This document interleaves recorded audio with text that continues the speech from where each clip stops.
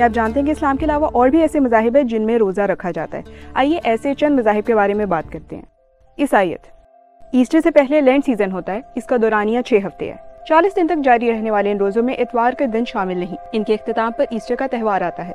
بدھ مت، بدھسٹ منکس روزے کے دوران دوپہر 12 بجے کے بعد سالڈ فوڈز نہیں کھاتے۔ بدھ مت میں روزے کو نفس پر قابو پانے کا ایک اہم طریقہ سمجھا جاتا ہے۔ یہودی مذہب، یہودیوں کے لیے یوم کپور کا دن بہت اہمیت رکھتا ہے۔ اس میں 25 گھنٹے کا روزہ رکھا جاتا ہے اور عبادت کی جاتی ہے۔